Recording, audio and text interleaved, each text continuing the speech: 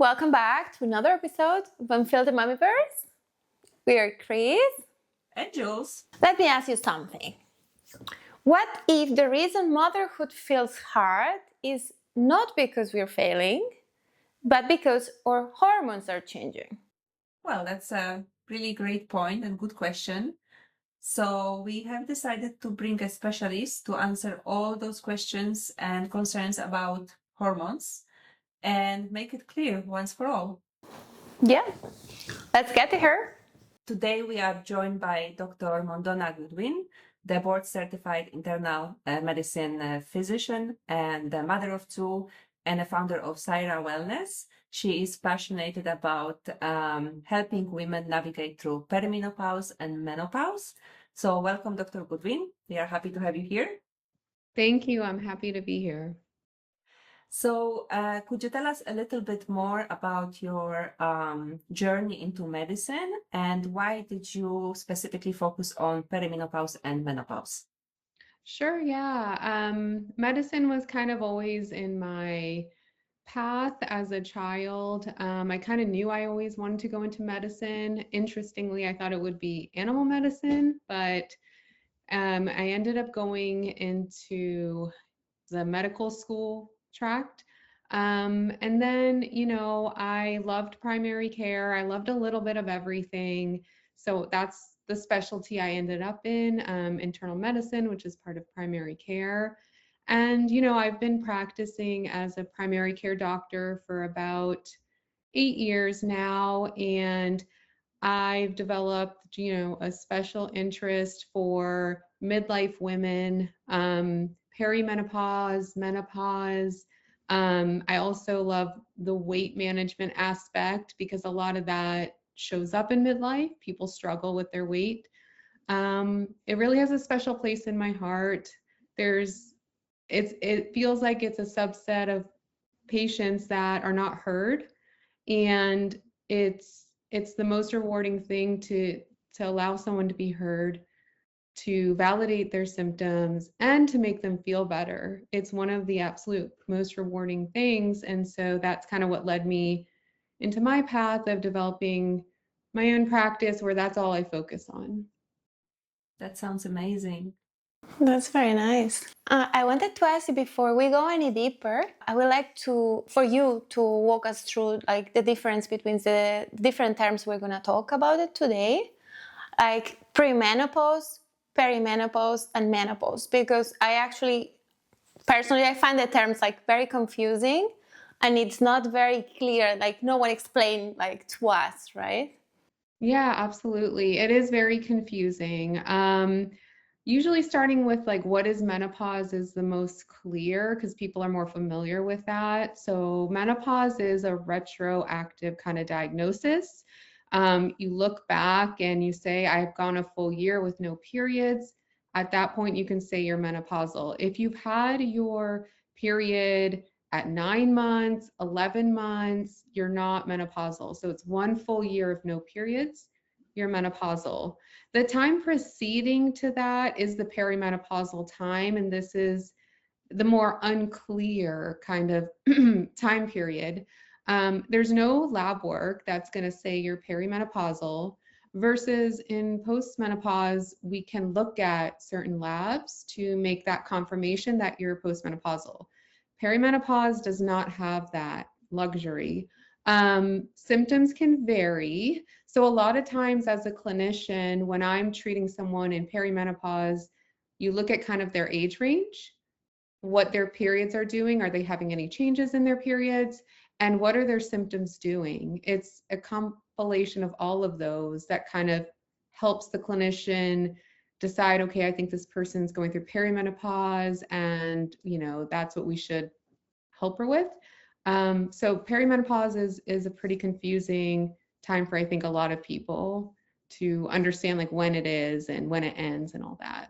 As my understanding, and many women, we think, okay, I can't be perimenopausing because I still have regular periods. Is that true? And what are the most common symptoms and versus the most commonly misdiagnosed symptoms? The period changes are not an absolute, meaning even if you have completely regular periods, that doesn't mean you cannot be going through perimenopause.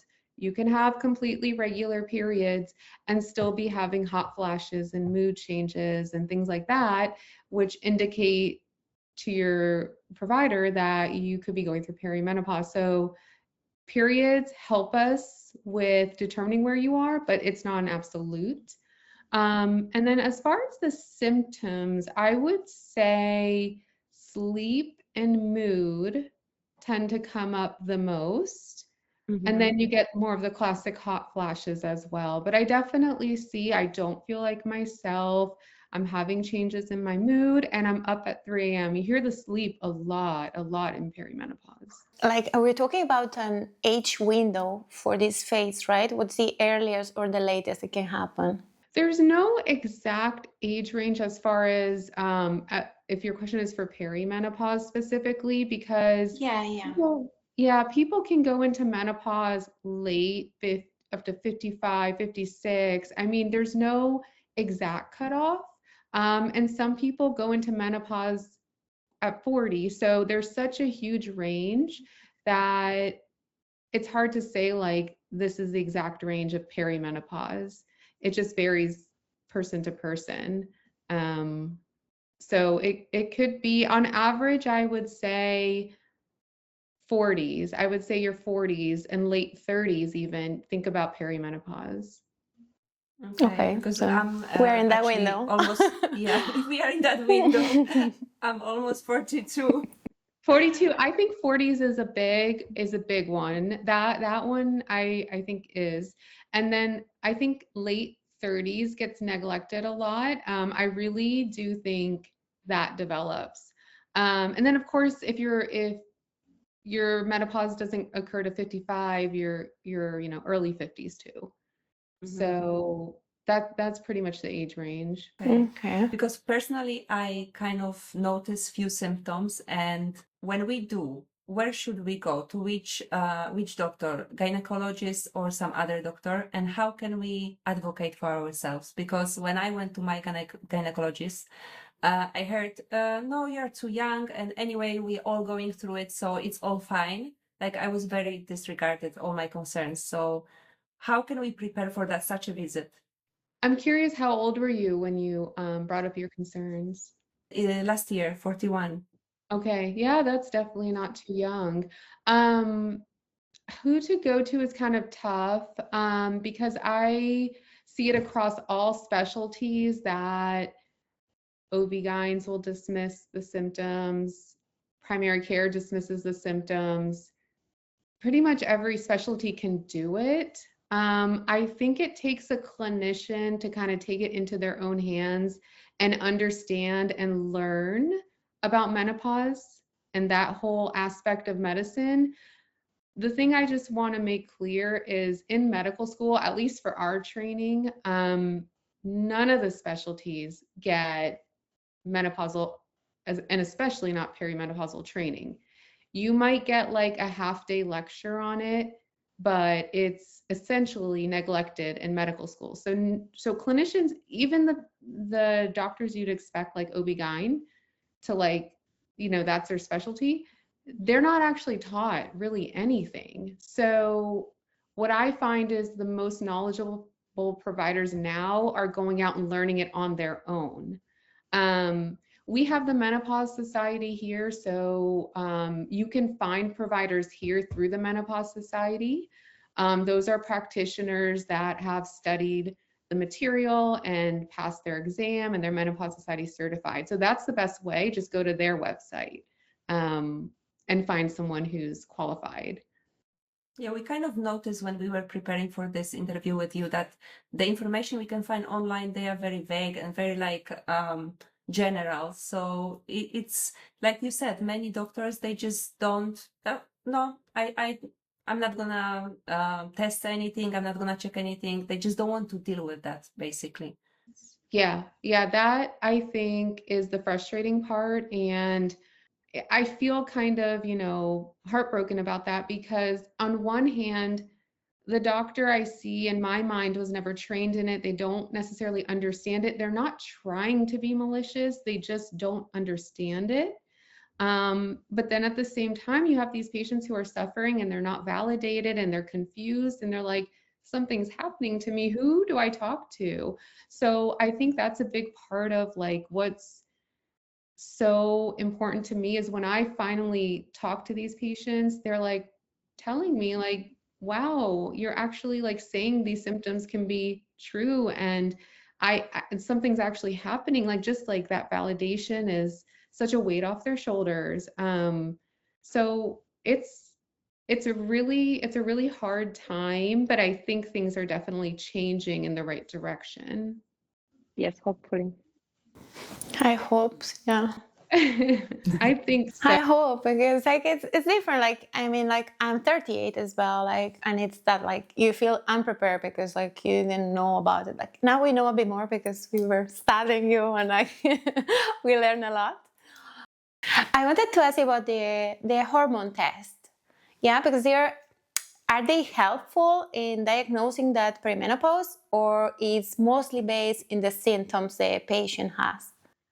So for perimenopause, like anytime before menopause, the hormone testing specifically is not super helpful to the clinician because, the first question we'll generally ask is, are you getting your periods? So, if you're not, then we look at the timeline and things like that. But if you are getting your periods, and we do hormonal testing, the reason it's not helpful is because day by day, your hormones go up and down and up and down. They're changing every single day. And even more so in perimenopause, the hormones are extraordinarily erratic. So what that means is you'll get really high highs of estradiol and really low lows of estradiol. It's not a gradual decline where you can say, okay, you're on this end of the decline, you've got this much more to go. It doesn't work like that, unfortunately. It's just an up and down trajectory until it finally goes low and stays low in postmenopause. So, we'll order labs if the patient really wants it, but as a clinician, it's not necessary. Okay, and if the patient decides that he wants to get tested, like there's some specific days of that cycle to get checked? No, I don't have any specific days that I recommend it because it doesn't change my thought process or my management or anything. I have a small question here that just came to my mind. Are the symptoms of perimenopause sometimes that we think we might have a perimenopause, but it actually could be the problems with our thyroid? 100%. Yeah. So everything is not perimenopause. That's definitely not the case. And there's a lot of things that mimic things, perimenopause. So thyroid hormones being too high or too low certainly can mimic perimenopause. Being anemic could. So what I would say is if you're going to your doctor or your clinician and you're not feeling well, you're having all these symptoms, you kind of, you run through them, you talk it out with the provider. Usually what they do is get like a baseline set of labs to rule out like, okay, she's not anemic, or, her electrolytes are off, or she's extraordinarily iron deficient, which iron deficiency is extremely common in perimenopause because a lot of women will get heavier bleeding. So it's extremely important to at least have a baseline workup of like, okay, we've ruled all this other stuff out. This is what's left. So yes, to answer your question, there's definitely things that can mimic it. Okay, that's very good to know. We have this question which comes a little bit like with debate and fear, which is HRT, hormone replacement therapy. Could you walk us through what is it, how does it work, and is it safe? Yeah, definitely. So hormone replacement therapy is something we traditionally gave to postmenopausal women after they stop having their periods.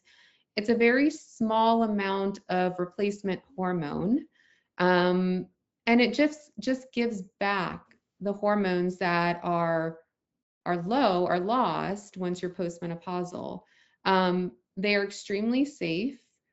You know, if you compare to things like birth control, that's a pretty common comparison. They're actually much more safe. And the ones that we use most commonly today, the quote unquote bioidentical estradiol, which just means it's identical to what we already have in our body, the estradiol and the micronized progesterone, they're very safe.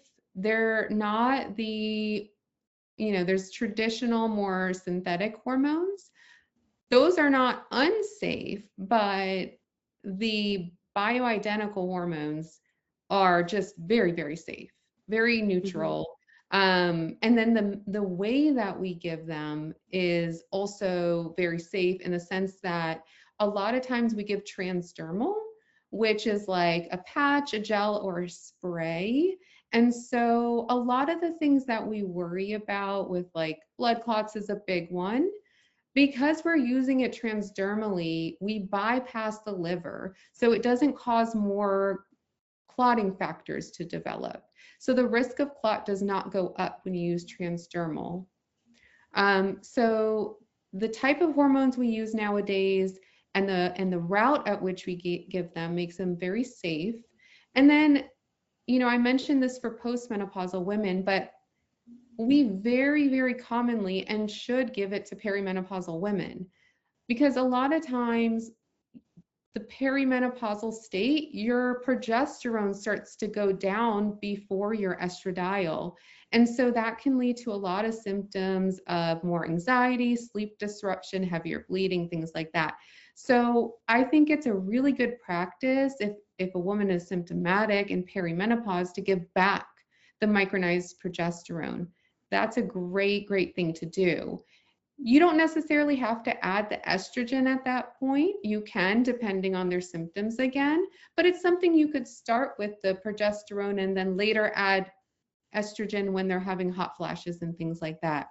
So all that to say is they are very safe, and we use them now in perimenopause and in postmenopause. And is it appropriate for every woman? Like, I mean, and there is a window like when they could start doing it, or there is a moment that it's the last moment you could do it? Like, so as far as like the window of like when you can start it, like I mentioned, the perimenopause before menopause, yes, you can start it then. The best opportunity to start it is within 10 years of your last menstrual. I think it's actually a little better to start sooner because we know you have accelerated bone loss a few years before your last menstrual period. So in my ideal world, we try to at least start it a few years before your last menstrual, if not sooner than that. So in the ideal world, you want to at least start it within 10 years of your last menstrual period. If you are 20 years post, you know, your last menstrual period, you can start it. The benefits that we see if you start it earlier are more neutralized, meaning you start it within 10 years, we see more positive effects. You start it between 10 and 20 years, we see more neutral effects. When you start it beyond 20 years, that's where, you know, people might see actually some negatives with it. Not to say there's any absolutes with you cannot start it 20 years from your last menstrual. It just has to be a very involved conversation. Let's look all your risk factors. Let's try to minimize all your risk factors, get your weight under control, get your lipids under control, everything we can. Let's optimize that. And then we can talk about adding the hormones. So I don't really have an absolute cutoff of, you know, you can never have it. yeah, and you were talking about before the different options like pills, patches, or gels. Like, who decides like which of those options is the best one? Is the doctor? The patient has like he can choose, like, or how is it? Yeah, definitely it's a discussion more so up to the patient. I leave it. It's more to do with their lifestyle. You know, what do they like? Do they like having a patch on? Would they rather just use the gel? Things like that. So I personally think it's really up to the patient. But what I will say is the cost is a big factor and part of that decision making, because oral cheap, patch cheap, gel is like not too bad. It's not too bad of a price. Um, the spray a little bit more expensive, and then you have the ring. I didn't mention the ring. There's a ring you can put vaginally, ultra expensive. So price, I think, plays a little bit of a role too in dictating which route. Yeah, that's for sure. And you've mentioned the lifestyle. Would you recommend any changes into the lifestyle during perimenopause and menopause? Like, I don't know, more strength training or diet? What kind of changes would you recommend? Yeah, I mean, I recommend this from the get-go for everyone from the very beginning, but especially in perimenopause. And I talk about this a lot, so I probably sound like a broken record, but I push the protein, not to say have so much you're like sickened by it, but I want you to get enough protein in to maintain your muscle. Your muscle's really what's keeping you alive and healthy and functional. I mean, that's what we really want in life at the end of the day, is to be independent, both in our brain and our function. So the muscle is really important for that. And, you know, we start to lose more and more muscle throughout our lifespan. So I do push protein, the appropriate amount for you. And then strength training is also a huge part of like what I preach. I don't care if you do it twice a week or 4 times a week or 5, but just doing it a couple times a week is the best quote unquote longevity medicine that exists, in my opinion. In my opinion, even if there's somebody who can't take hormones for whatever reason, they have breast cancer or something like that, I think I truly think the lifestyle can just make maybe even more of an impact than just medication. Yeah, I definitely noticed that since I started lifting weights a little bit, I have more power and I feel much, much better than just going for a run, let's say. So that brings a good point, because I know probably when we all grew up, cardio and eating as little as possible were really what was recommended or we were told to do, especially as women. So we grew up with the most unhealthy mindset in nutrition and exercise. And what I teach and what so many others teach now is so opposite of what we grew up with. We want you to eat. We want you to get calories. You have to fuel your body properly. You have to get enough protein in. You have to do the strength training, and don't overdo the cardio. Cardio is fine, but we have to, you know, not be excessive with it, unless you enjoy it, I suppose. Um, but yeah, it's retraining our brains to completely think differently about these things than when we grew up.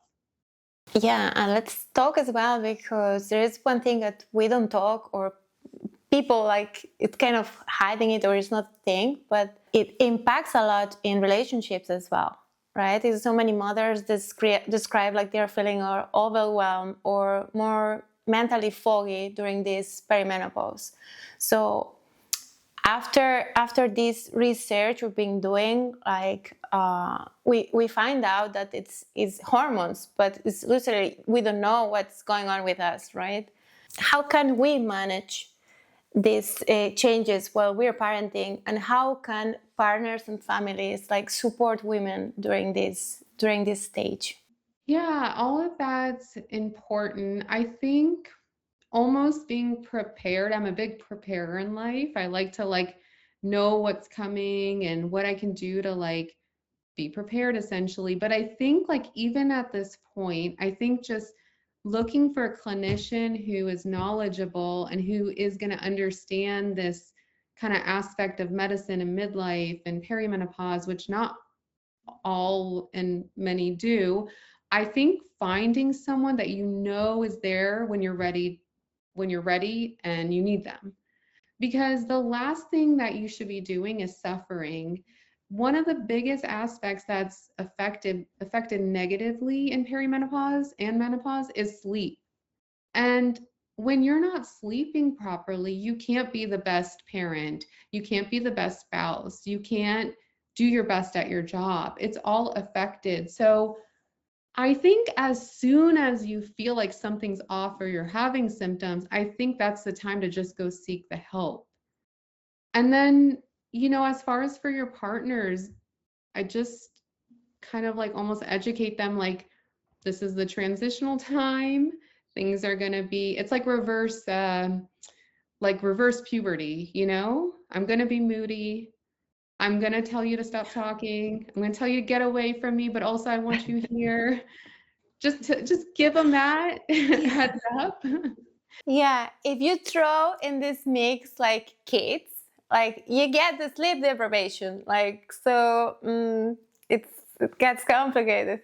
Yeah, so use the tools that we have. Like I said, these medications are safe, and I'm not saying this is the only way to do it, but they do help. We know they do help. They're very, very safe.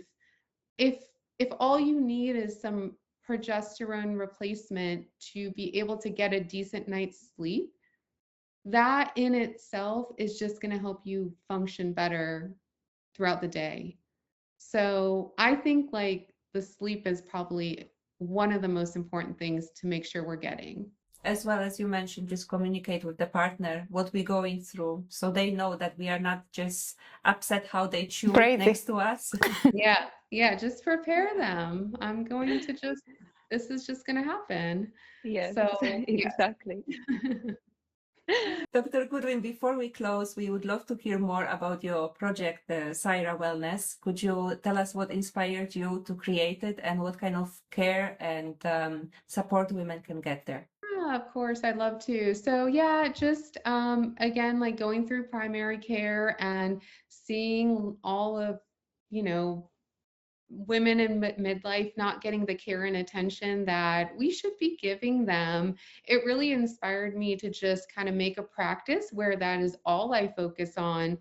But also, I wanted to give time to women. I want to have a smaller subset of patients where I can give them a lot more of my time. Like you really feel like you have someone on your side. If you need to reach out to me, I'm available. We have frequent communication, we have close follow-ups. I'm here if you need anything. And then having extended appointment times, that was important to me too. But I felt like I just wanted to see you and I wanted to see you get better. Like that's my goal. I don't want to see you once a year. I want to work through this with you and in a year you're like, "Oh my gosh, like I'm doing better." That's what makes me happy. So that's kind of what inspired me and yeah. Those appointments are in person only, right? They're all telehealth actually. Oh, okay. Okay, Yeah, that's great. it's just for California patients at this time. Yeah, okay, unfortunately. I know. We'll try to expand. Yeah. In the meanwhile, we need to find a European solution. Like, Start looking someone up, ask your friends, like someone's got to know somebody. Mhm. And just have that like written down somewhere, like when I need it, I know who to go to. no, but it's very interesting. I hope like so many other people as you were like inspired, like they do the same, even if it's just in their area, and we can start like growing this rhythm, make it a bit more present for everybody. Exactly. And rely on like your friends. They're all, we're all going to go through the same things.